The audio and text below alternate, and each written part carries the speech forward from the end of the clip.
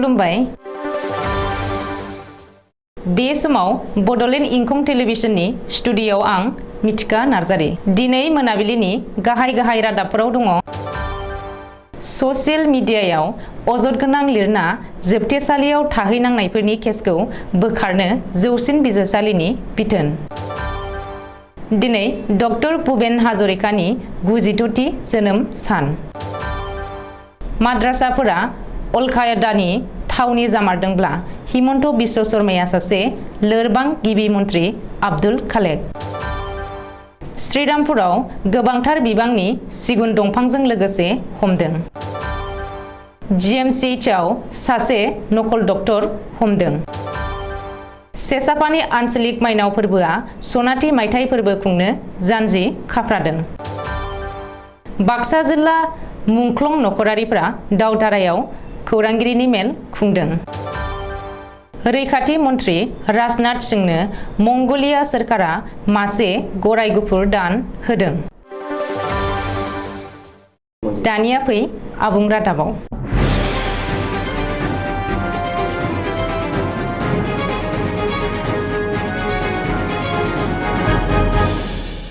समाजारि बिजों एबा ससियेल मिडियायाव अजद गोनां पस्ट आरो कमेन्ट लिरना जोबथेसालियाव थाहैनांनायफोरनि थाखाय गेदेर रेहाय।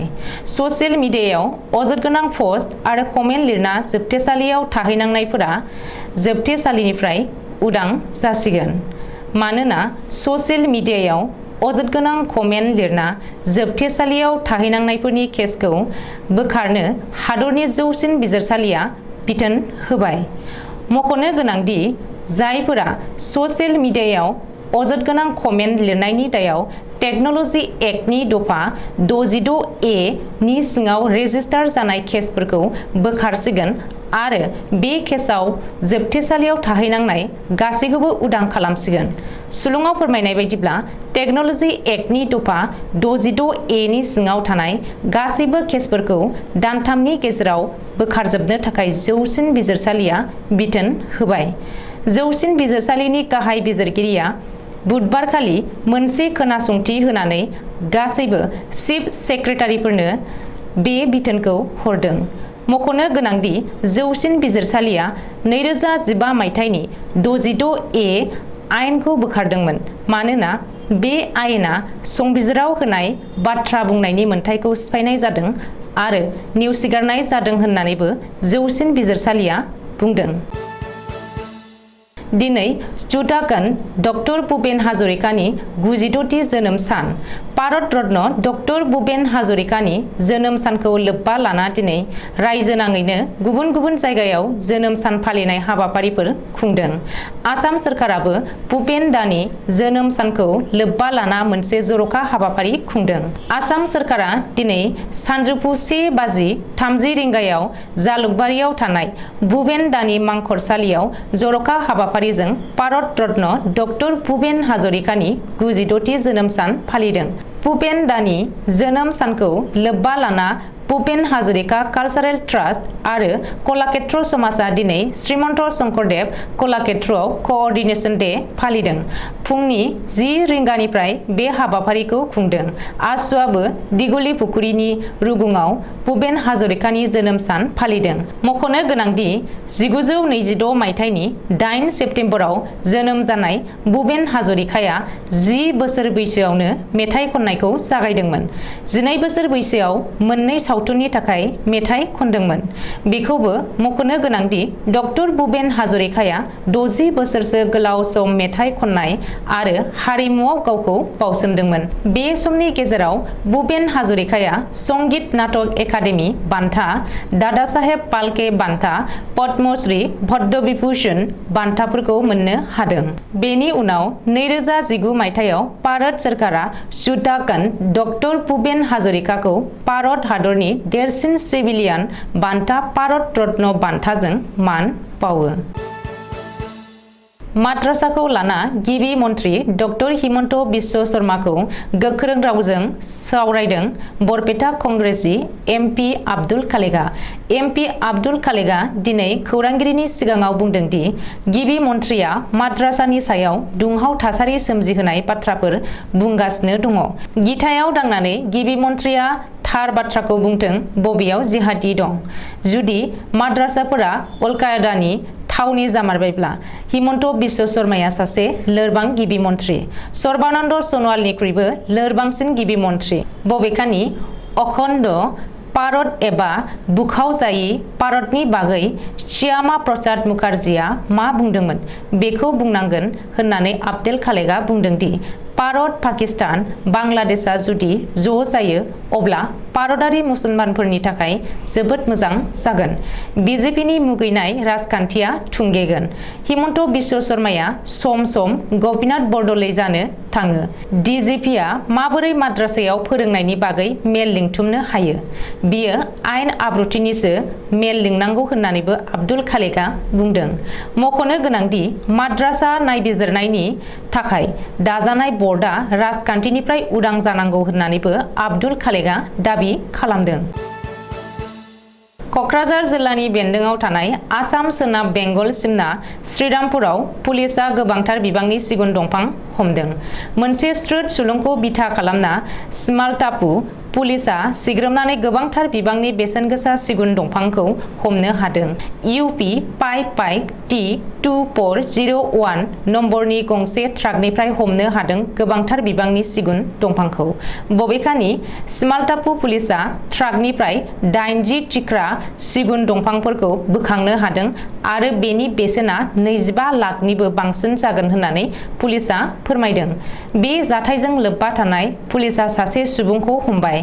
हमजानाय सुबुंखौ ट्राक ड्राइभार आरो उत्तर प्रदेशनि थागिरि 33 बोसोर बैसोनि उपेन्द्र कुमार जयसवाल होननानै सिनायथिनो हादों। रिपर्ट बादिब्ला उपेन्द्र कुमार जयसवालआ सिगुन दंफांफोरखौ ट्राकआव बस्ता खोबना डिमापुरनिफ्राय सोनाब बेंगलनि कलकातासिम स्रोद लांखुमादोंमोन। बबेखानि स्मालटापु पुलिसआ ट्राक ड्राइभार उपेन्द्र कुमार जयसवालखौ हमनानै बेनि सायाव नायबिजिरनो जागायबाय होननानैबो सुलुङाव फोरमायदों। गुवाहाटी मेडिकेल कलेज देहा फाहामसालि सुंद'यै GMCHआव मुन्ना भाई MBBS बेरामिखौ फाहामथाय होफुनाय समावनो सासे नकल डाक्टारखौ GMCHआव हमनो हादों। मिथिनो हानाय बायदिब्ला प्रणबज्योति दास मुंनि सासे सुबुङा सार्जिकेल बिफानाव सासे बेरामिखौ नायनाय समावनो बेरामिनि नखरनि सुबुङा मुन्ना भाई MBBSआ एबा नकल डक्टरखौ हमनो हादों। उननि समाव नकल डाक्टारखौ GMCH खुंथाया पुलिसनो गथायना होयो। सुलुङाव फोरमायनाय बायदिब्ला दुथां प्रणबज्योति दासआ नकल सार्टिफिकेट बानायनानै GMCHआव बेरामिफोरखौ फाहामथाय होनो फैदोंमोन। बबेखानि नकल MBBS प्रणबज्योति दासआ सम सम GMCH आरो इम्सआव थांनानै बेरामि नायहैनायखौ सिमान लादों होननानैबो सुलुङाव फोरमायदों। मख'नो गोनांदि मुन्ना भाई MBBS प्रणबज्योति दासआ गावखौनो निउर' सार्जन होननानैबो सिनायथि होदोंमोन। तामुलपुर जिल्लानि सिङाव थानाय सेसापानि बर' बाजाराव 7 साननि मेहेरगोनां हाबाफारिजों सेसापानि आन्चलिक माइनाव फोरबो आफादा सनाथि मायथाइ फोरबो खुंनो साखाफारा खालामदों। 1972 मायथाइनिफ्रायनो खुंबोनाय माइनाव फोरबोखौ देग्लाय बोसोराव 50थि बोसोरनि मावफुं आफादगिरि बिरहां मुसाहारि आरो नेहाथारि अतुल चन्द्र बर'नि गोख्रों दैदेननायजों फैगौ अक्ट'बरनि 9 खालारनिफ्राय 15 खालारसिम 7 साननि हाबाफारिजों बे सनाथि मायथाइ माइनाव फोरबोखौ खुंफुंगोन। देग्लाय बोसोराव सनाथि मायथाइ फोरबोनि हाबाफारि महरै हारिमु आयदायाव मोसानाय बादायलायनाय, खेराइ मोसानाय बायदि हारिमु दिन्थिफुंनाय दिन्थिगोनखौ फोरमायदों। सामलाय एबा खुंफुं आफादा फोरमायबावनाय बायदिब्ला देग्लाय बोसोरनि माइनाव फोरबो सनाथि मायथाइ फालिथायाव गाहाय आलासि महरै बिटिआरनि गाहाय मावफुं सोद्रोमा प्रमद बर' आरो आसाम आयेन आफादनि बुंथिगिरि बिश्वजित दैबारिखौ आलासि महरै हांख्रायगोन होननानै फोरमायो। बाक्सा जिल्लानि 22 नं कक्लाबारि बियाबनि सिङाव थानाय दाउधारा बाजारनि नब्लाङाव बाक्सा जिल्ला मुंख्लं नखरारि नखरफोरा गावसोरनि मोननो गोनां 5 लाख रां अनसुंथाइखौ मोननो हायाखै। बेखौ लानानै दिनै दुखुथिया नखरफोरा खौरांगिरि मेल खुंदों। मिरु मुंख्लं नखरनि नेहाथारि माग्राम बसुमतारी आरो बाक्सा जिल्ला मुंख्लं नखरनि आफादगिरि सन्दि बर' आरो बाक्सा जिल्ला मुंख्लं नखरनि नखरफोरा गावसोरनि मोननांगौ अनसुंथाइ आरो सोरखारा बुंनाय मुंख्लंफोरनि नखरनि नखराव सासे साख्रि थिसनगोन होननायखौ थाबैनो मावफुंनो खावलायदों।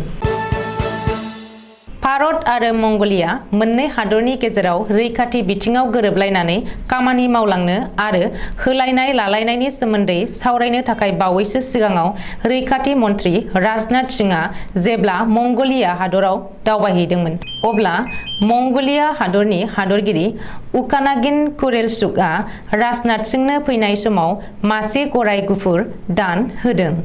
बेनि 7 बोसोर सिगाङाव मंगोलिया हादरनि सोरखारा गाहाय मन्त्रि नरेन्द्र मदिनो मासे गराय गुफुर दान हरदोंमोन। मंगोलिया हादरनि दोरोङारि खान्थि बादिब्ला जोबोद आंगो एबा माननि आलासिफोरनोसो गराय गुफुरखौ दान होनाय जायो।